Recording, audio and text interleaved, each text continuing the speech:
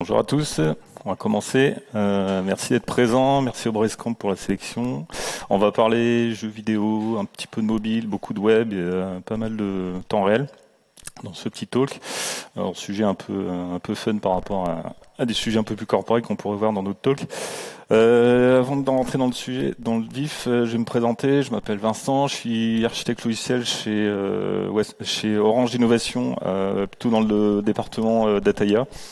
On fait pas mal de projets avec les chercheurs d'Orange sur des briques qu'on pourrait embarquer dans les produits d'Orange ou des outils soit pour le grand public, soit pour de l'interne.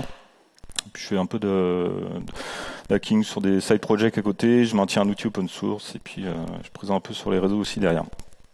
En tant que side project, j'en ai deux dernièrement que j'ai sorti là cette année, l'année dernière, dont un qui est un peu lié à ce moteur qu'on va voir après derrière pour apprendre le skate, pour ceux qui font du skate, pour apprendre le skate avec la 3D. Et puis j'en ai un autre pour ceux qui vont aller voir des festoches cet été là, qui savent pas lequel aller voir ou qui ont une prog et qui savent pas quel artiste aller voir.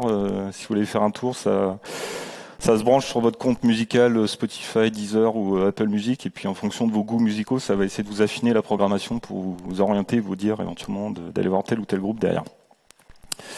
Ce qu'on va voir aujourd'hui, on va faire un petit historique rapide sur le monde des jeux vidéo, en tout cas l'histoire des jeux et plus sur la partie multijoueur, voir un peu d'où ça vient et vers quoi on est passé et qu'est-ce qui nous a permis d'arriver à ce qu'on a aujourd'hui.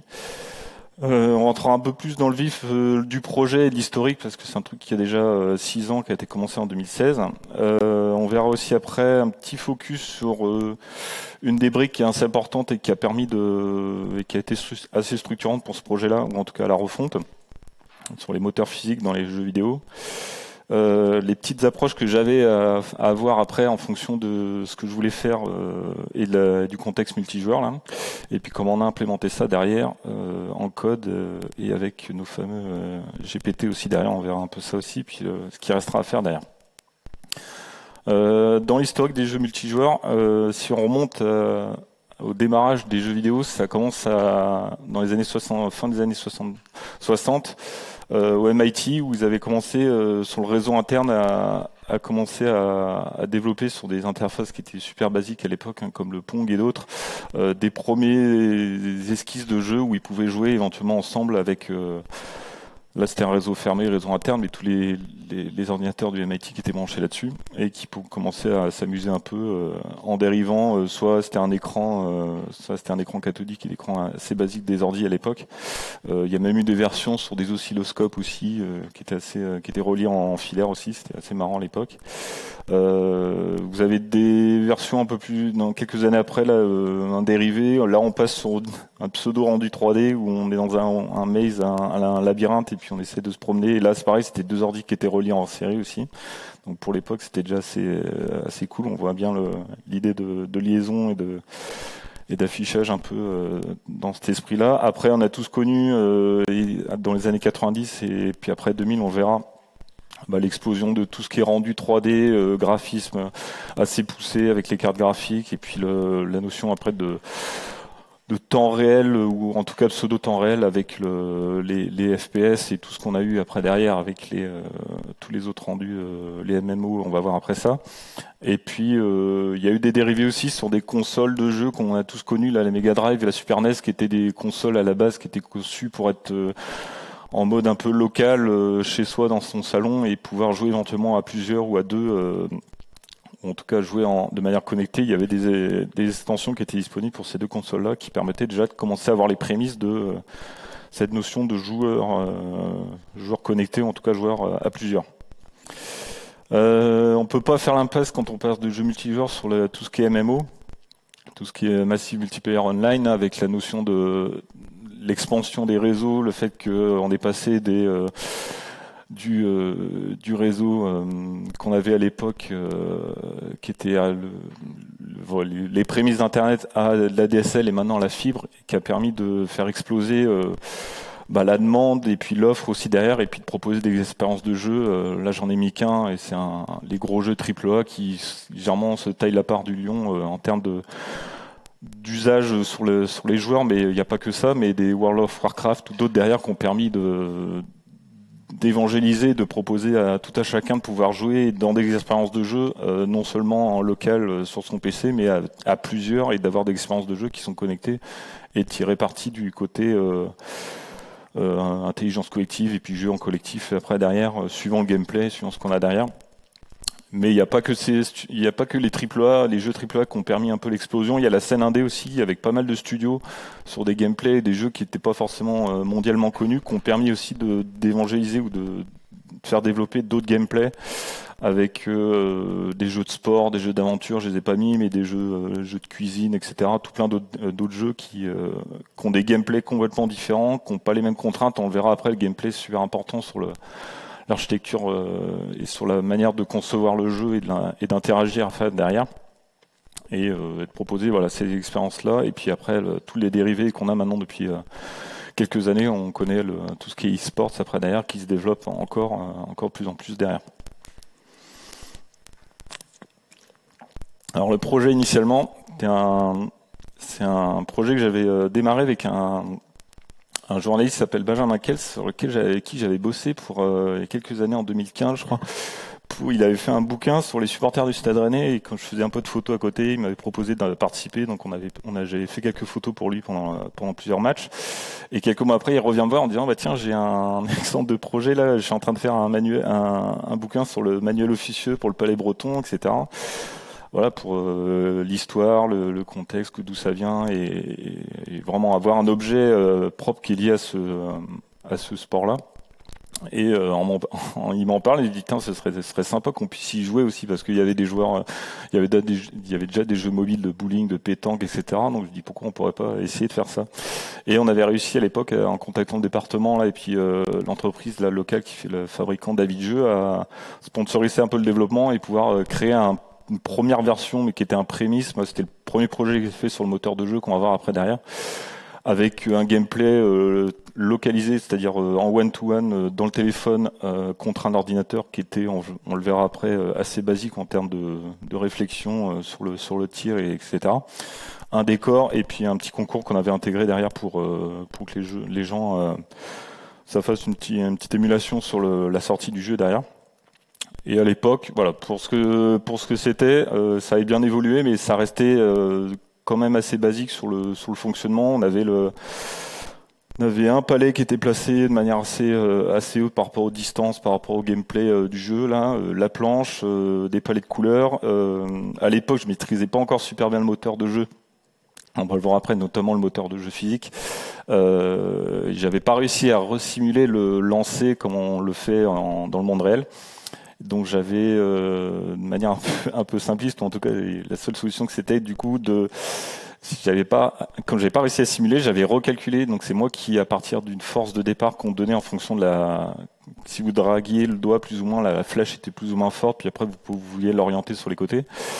C'est moi qui recalculais la trajectoire de départ du palais, qui l'a déplacé toutes les frames en fonction de là où on en était. Et juste quand on arrivait un peu au-dessus de la planche, je rebranchais le moteur physique pour dire voilà, lâche le palais, puis le palais retombait, et il interagissait avec ce qu'on va voir après, il interagissait avec les palais, avec la planche, etc. Il y avait les gestions de collision qui étaient remises en place derrière. Mais ça restait, ça marchait très bien, mais bon, ça restait une approche qui était quand même assez basique, mais qui fonctionnait quand même pas mal. Et sur la partie un pseudo-intelligence pour les ordinateurs, là, les adversaires, c'était en gros, suivant le niveau était plus ou moins fort, l'ordinateur savait plus ou moins où il fallait viser, parce qu'à l'avance, moi, je savais où était le maître, donc le petit palais là qui est au milieu. Du coup, je savais à peu près où il fallait viser. Puis, suivant si le niveau était plus ou moins fort, il avait un cercle plus ou moins resserré pour faire des tirs un peu aléatoires en fonction de la force et de la distance. Pour dire, bon, c'était vraiment un gros nul. T'as un cercle super aussi grand que la planche et puis tu vas tirer n'importe où. Donc, c'est vrai que c'était un peu bizarre. Des fois, il tirait. Tous les palets étaient sur la droite et puis il tirait à gauche, donc c'était un peu voilà, le random, ça a pas du bon des fois, mais bon, ça faisait le job. Et puis au fur et à mesure du temps, il y a pas mal de gens qui me contactaient en disant ouais, j'aimerais bien jouer avec mes potes, ce serait sympa, on pourrait faire un truc en ligne. Et donc voilà, ça a mûri un peu, j'ai pas mal amélioré sur le moteur. Et en début d'année, je me suis dit là on va se relancer un peu là-dessus. Et puis la stack de l'époque, Ionic, ça faisait très bien le boulot.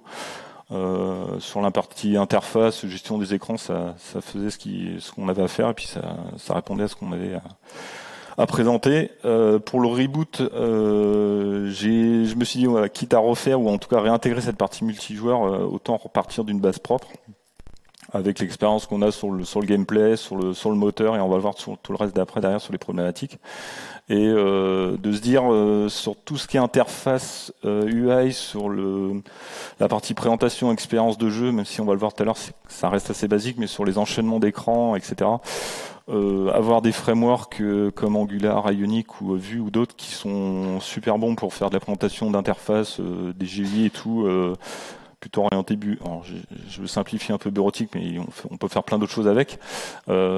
C'est très bien, mais après on peut être enfermé. Mais j'ai eu des problèmes sur la partie Ionic, sur tout le fonctionnement interne du framework. Il y a les boucles de rafraîchissement quand il veut rafraîchir des choses avec les data binding dans les écrans, etc.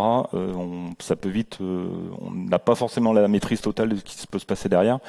Et quand on a un moteur de jeu derrière ou de la 3D où il faut que ça tourne vraiment super rapidement, je me suis dit bon bah là on va enlever tout ça, on va rester sur du basique, de l'HTML, du Vanilla, TypeScript et puis roule ma poule avec le moteur derrière le même. Alors il a l'avantage par rapport à d'autres moteurs 3D web, c'est que il a une interface graphique. Alors j'ai pas mis l'écran là, mais il a une IDE online en mode SaaS qui permet de mettre en place des modèles 3D, de les importer, de les déplacer, de créer toute votre scène en 3D pour rapidement itérer et faire votre environnement sans vous prendre la tête, soit avec du code, soit dans d'autres moteurs de rendu 3D, genre Blender ou autre, et puis après d'exporter ça dans le moteur de jeu. Et de pouvoir après exporter cet environnement 3D dans votre projet web, et puis après d'interagir. Il a toute une API derrière pour interagir derrière. Donc ça fait amplement le job. Et sur la partie réseau, on va le voir après derrière, c'est un framework ou un service qui propose un framework et un SDK comme d'autres, qui s'appelle Coliseus. Il y a d'autres équivalents. Celui-là est super bien parce qu'il est dédié jeux vidéo, avec la notion de ce qu'on a souvent dans les jeux multijoueurs, la notion de salle de jeu, de joueurs qui arrivent, qui s'en va, des événements et tout le fonctionnement derrière. Et puis un mode SaaS derrière où on peut, si on n'a pas envie de se gérer l'infra de l'instance du serveur, etc. derrière, il vous propose un service pour héberger tout ça et vous gérer le scaling et tout sans problème.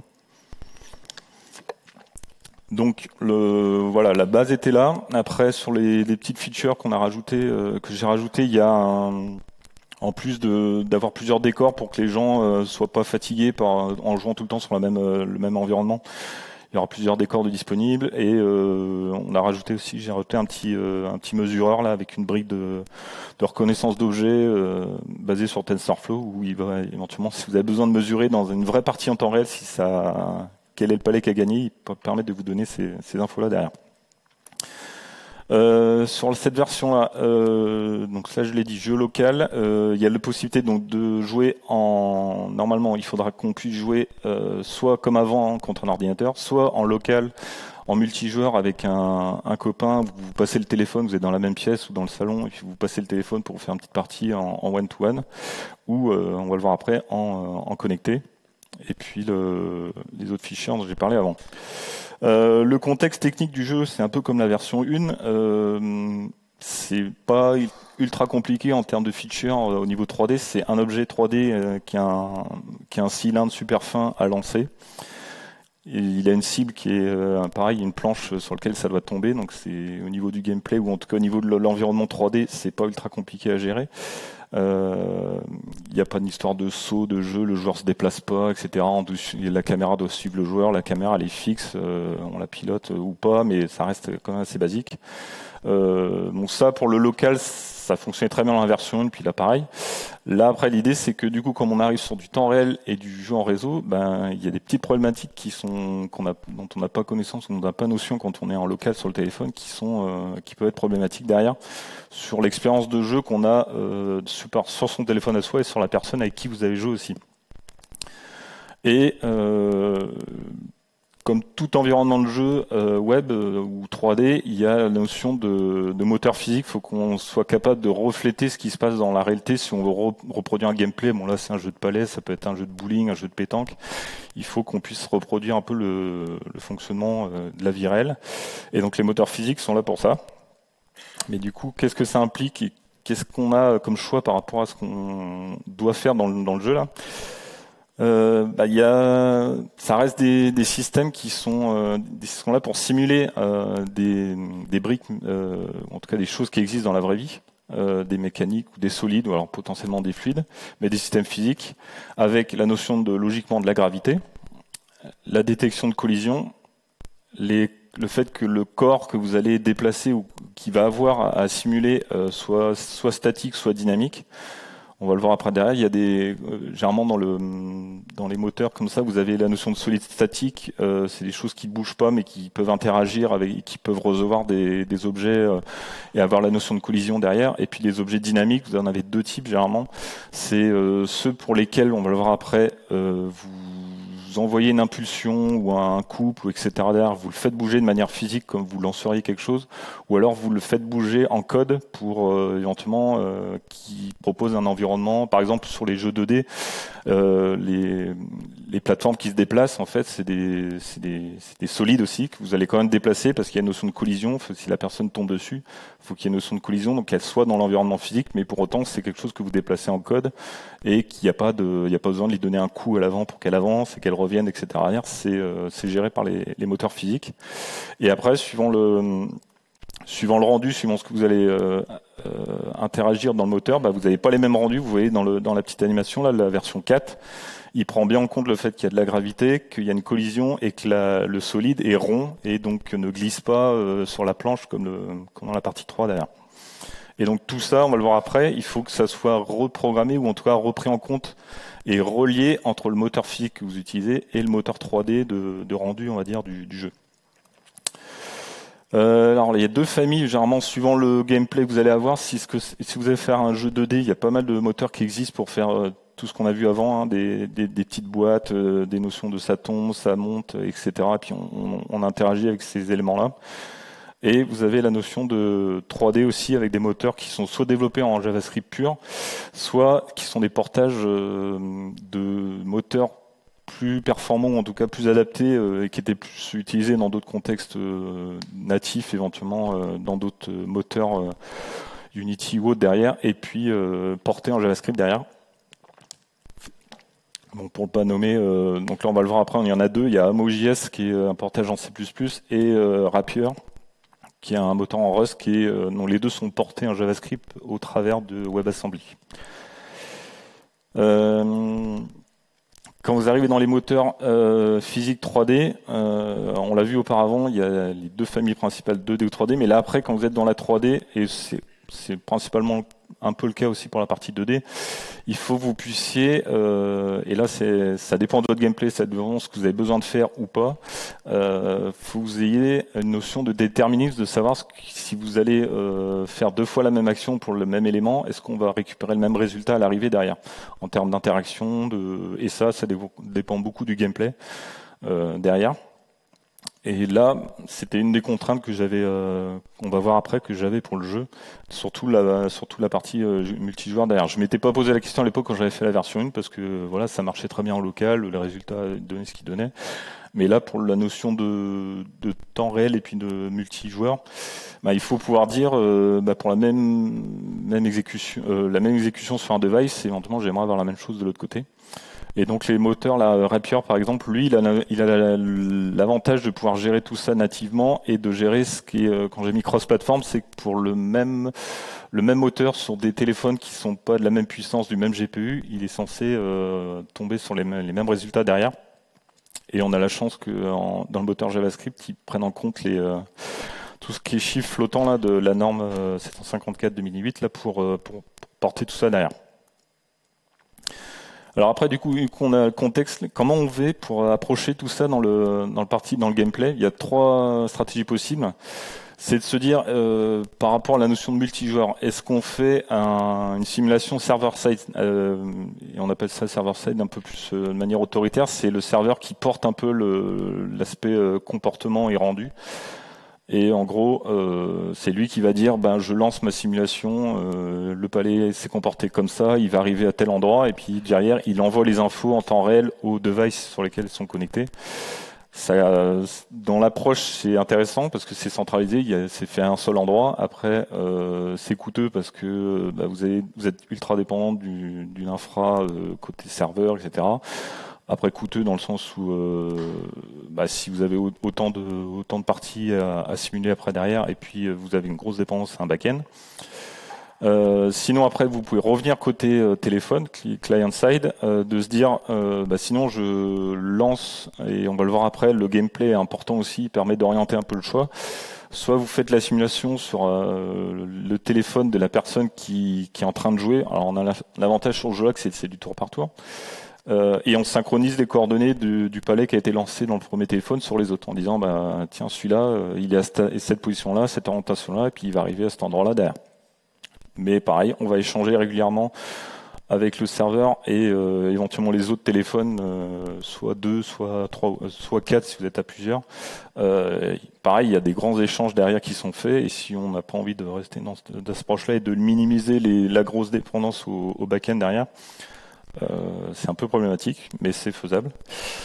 Et sinon, il y a la troisième, qui est liée un peu à ce qu'on a vu auparavant sur les moteurs, c'est d'éventuellement de lancer la simulation avec un moteur physique qui est déterministique côté téléphone, et de dire simplement, bah, sur le premier téléphone, lui, il l'a lancé avec ces deux coordonnées-là, et bah, sur les autres téléphones, tu fais pareil, tu lances la même impulsion, et comme il est déterministique, normalement, on va le voir après, on doit arriver sur le même résultat sur tous les téléphones derrière. Et après, il y a juste la petite synchro d'état, genre des points, et c'est principalement tout. Il y a moins d'échanges, il y a moins de dépendance derrière avec un serveur. La latence réseau, là, on peut se poser la question sur des FPS, c'est toujours le cas avec des jeux en multijoueur en réseau. Est-ce que ça a une importance? Est-ce que c'est gênant? Entre un téléphone qui serait en 3G super lente et un autre qui est en 5G, comment ça va se passer? Bah, je l'ai dit un peu avant, le fait qu'on soit en tour par tour, nous on a un peu la chance sur ce gameplay-là, c'est que du coup, bah, les échanges comme ils sont au minimum, c'est-à-dire que ouais, là il a lancé le palais, il a lancé comme ça, il y a juste un échange de WebSocket, juste un petit message avec 3 coordonnées qui partent, et puis ça suffit. Après les autres téléphones sont autonomes, et il y a une petite synchro de temps en temps pour vérifier que éventuellement le tour par tour c'est bien déroulé, s'il y a un téléphone qui s'est déconnecté, qui revient, qui reprenne en compte là où il en est sur l'enchaînement du jeu. Mais ça reste une problématique qui s'affranchit. On n'est pas sur du FPS où quand on va tirer avec la personne, l'autre joueur est en train de se déplacer, de savoir où on a tiré au bon moment et est-ce qu'on a réussi à le toucher derrière. Il y a moins de corrections à faire côté device. Et par contre, il y a ce que je disais, il y a la gestion de l'état du jeu à prendre en compte. Là, je vous ai montré un petit rendu sur le moteur qu'on va voir après derrière sur un affichage super simple. C'est que j'ai fait 3 cubes, je les ai positionnés en hauteur, je les ai fait tomber sur une planche, et on voit que sur deux instances de la même interface du même jeu là, on tombe bien sur des mêmes rendus à la fin, c'est-à-dire que les cubes sont retombés au même endroit et qu'on a les mêmes positions au pixel près, à part les petites ondes sur la gauche, là, l'éclairage n'est pas tout à fait le même, mais les positions sont exactement les mêmes, et on a la même chose qui est arrivée à la fin derrière. Donc en termes d'expérience utilisateur, on a quelque chose qui, voilà, on s'attend à... Ou en tout cas déjà visuellement, c'est-à-dire c'est bon, ça rend ce que... On s'approche de ce qu'on devrait avoir. Avant d'avancer un peu plus sur la partie déterministique, je me suis quand même dit, on va quand même essayer de voir un peu ce que ça donne avec la version non déterministique. Et sur deux instances de jeu différentes, hein, sur le rendu derrière, en fait, une fois que j'ai lancé le palais et qu'il est retombé sur la planche derrière, en loguant alors après c'est à la précision près, mais au bout d'un moment ça peut avoir une influence. Là j'ai mis que la position et il n'y a que un palais sur la planche. Il pourrait y avoir plusieurs palais, il aurait pu y avoir une notion de collision avec plusieurs autres palais après derrière, ça peut influer sur le rendu derrière. On voit que sur une des coordonnées, j'ai pas mis les autres, mais à la 5e décimale, on n'est plus sur la même coordonnée derrière.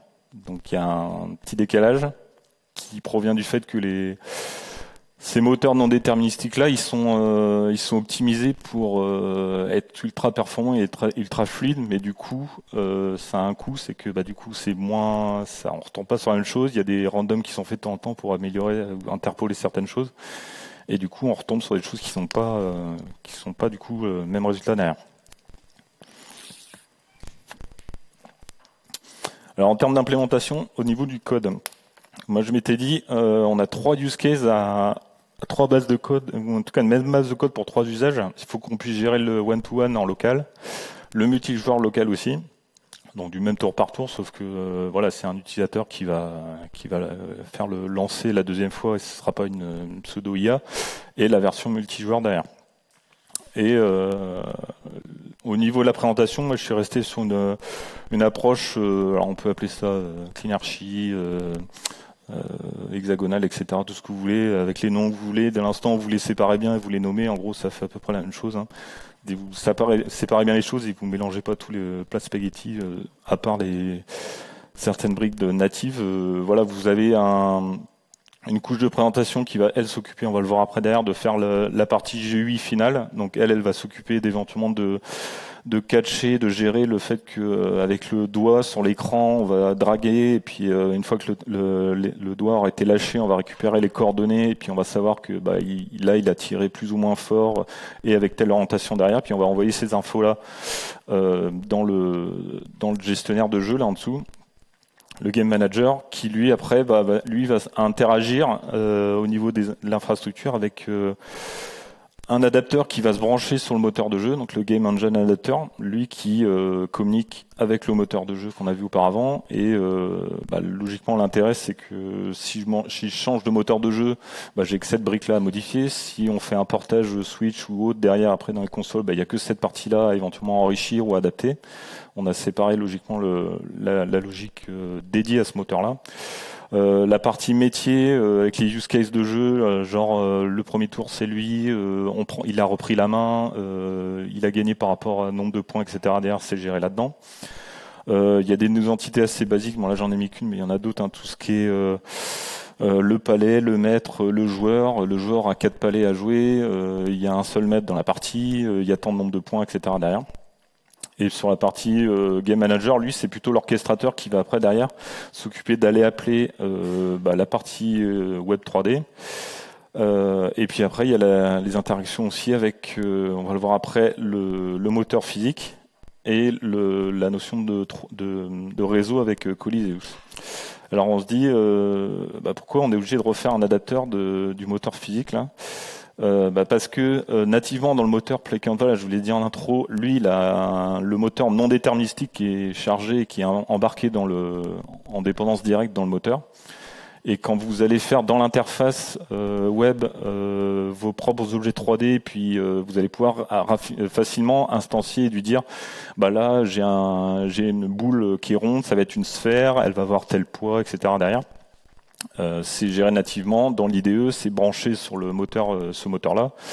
Mais si vous changez de moteur derrière, c'est à vous de refaire la partie qu'on va voir après dans le code, c'est la partie synchro et branchement. Et le fait de dire que dans votre environnement 3D de représentation finale, vous avez fait un cube ou vous avez fait un cylindre assez fin, et pareil, dans le moteur physique, vous allez vouloir lui dire, là, pareil, il faut que tu fasses un cylindre super fin de telle dimension qui matche le premier que vous avez fait en 3D.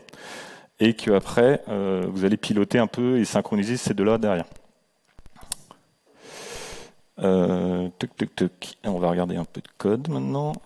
Du coup, sur la partie synchro, ce que je vous disais, c'est que sur l'orchestrateur qui est là, au niveau du jeu, au démarrage, on lui dit tu vas te brancher sur l'instance locale du serveur WebSocket, là, Coliseus. Tu vas créer là j'ai créé une room, il a l'avantage de pouvoir dire tu crées, s'il n'y a pas de room de créer, tu la crées, tu rentres à l'intérieur. Et l'autre téléphone qui arrive après, qui va exécuter la même API, si la room existe déjà, il va se connecter dessus. Il va rentrer à l'intérieur.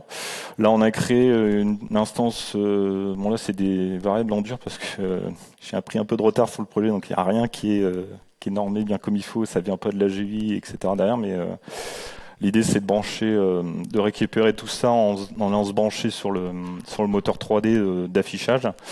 On va créer dans le moteur physique, on va aller créer la planche et le palais, on l'a fait juste avant. Et pareil dans le moteur de rendu 3D, on va récupérer l'information, la référence sur le palais en 3D qu'on a créé. Et puis on va se brancher, et là c'est le truc le plus important, on va se brancher sur la boucle de rafraîchissement du moteur de rendu 3D pour qu'à chaque frame on puisse refaire ce qu'on a besoin au niveau de la synchro derrière. Et qu'est-ce qui se passe du coup, c'est qu'à chaque fois le moteur 3D redessine quelque chose, on se branche dessus, on dit au moteur physique, bah tu vas faire un calcul, donc tu vas avancer d'un état dans ta simulation. On va récupérer la position du palais et son orientation. Et après, on va aller dire au moteur de 3D, bah tu redessines ou tu déplaces le palais à cet endroit-là et avec cette position-là derrière.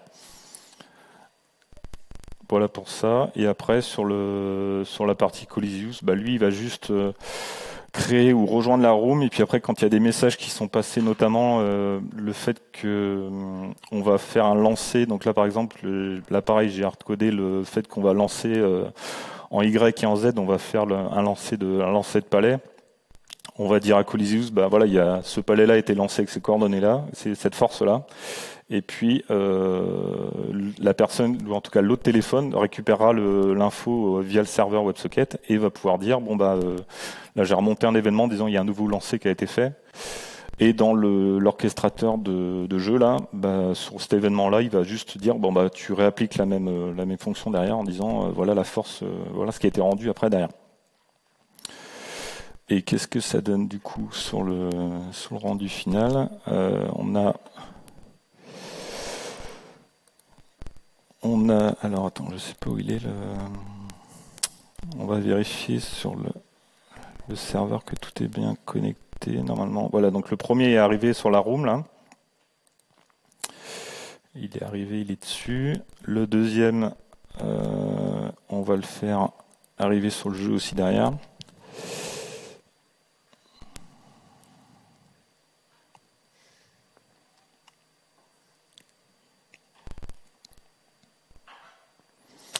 Et donc là, ils sont bien chacun dans leur environnement derrière. Et après, c'est le premier qui tire, mon gauche ou droite, qui pour l'instant a parlé. Donc là, si je tape là-dessus, il y a un lancer qui est fait à gauche, et on voit que l'événement a été reçu de l'autre côté à droite, et qu'il a fait la simulation et qu'il reçoit bien l'info de lancer et l'info de comme quoi il faut rafraîchir et dessiner le palais derrière. Et après, le test ultime, c'est de savoir si à gauche je demande la position du palais là, qu'est-ce qui va me rendre. Si à droite, normalement, on devrait retomber sur des choses qui sont similaires au centième. Voilà, vraiment à la dernière décimale, on est à peu près dans les mêmes. En tout cas, sur le Y et le Z, qui sont les positions les plus importantes, on est à des choses qui sont super précises. En tout cas, beaucoup plus précises que la partie non déterministique qu'on avait auparavant. Tac, parce que je suis.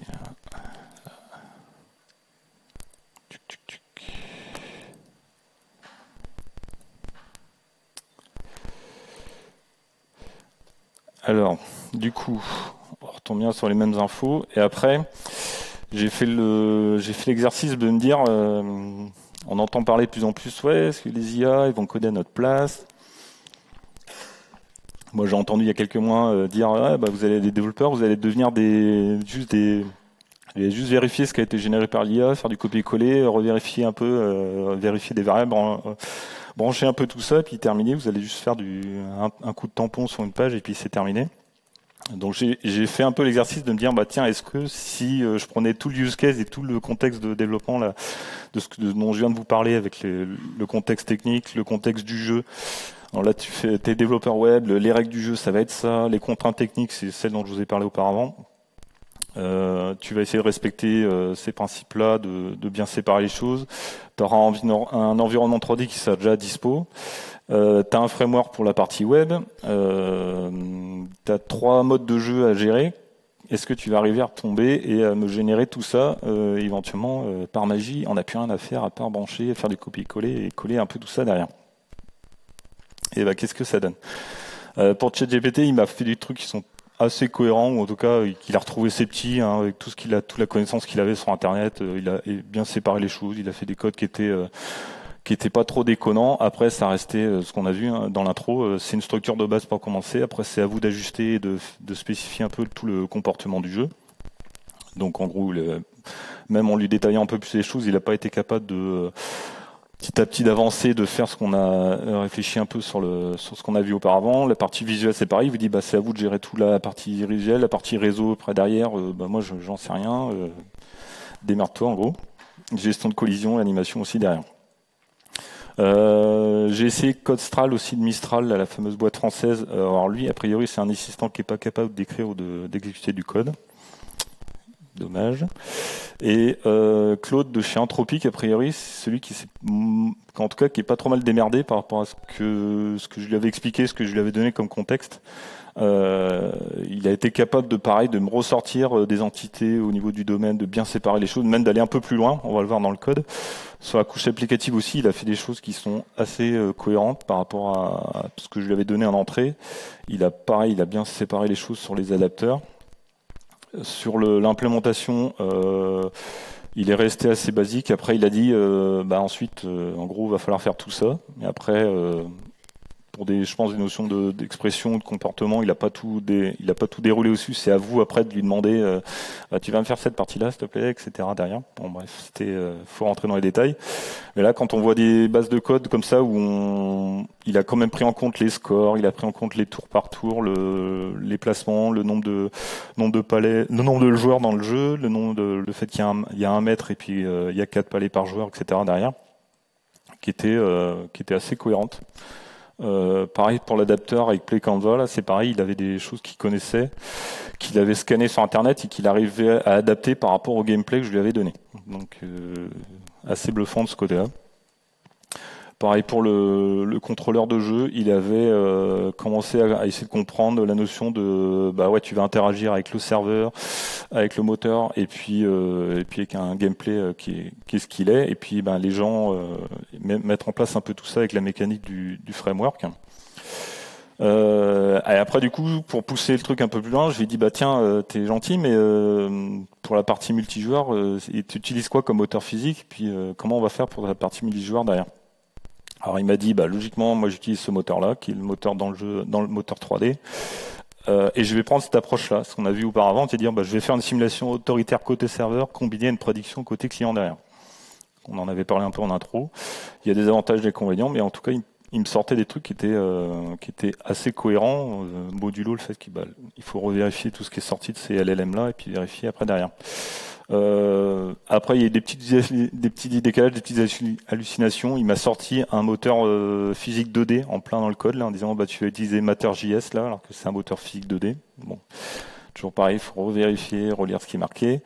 Et après, je lui ai demandé comment tu vas coder la partie du lancer derrière. Donc là, c'est pareil. Il me dit je vais prendre le touch, je vais calculer la distance, etc. Puis après, je vais envoyer tout ça au moteur. Et après, j'ai encore creusé un peu plus loin par rapport à la réflexion et tout ce qu'on a vu auparavant. Je dis, mais du coup, alors d'une part, comment tu vas gérer tes 3 modes de jeu là? Il me dit, il n'y a pas de problème, je vais faire trois instances au niveau des use cases, au niveau des entités, etc. On va pouvoir gérer les 3 modes de jeu sans trop de problèmes. Et après, j'ai creusé en me disant, mais t'es gentil, mais moi, sur la partie simulation, moi, je préfère un truc qui est plutôt éco-conçu, parce que, ou en tout cas, dans le gameplay, je vous avais dit en intro, je préfère un truc qui est un peu plus clean.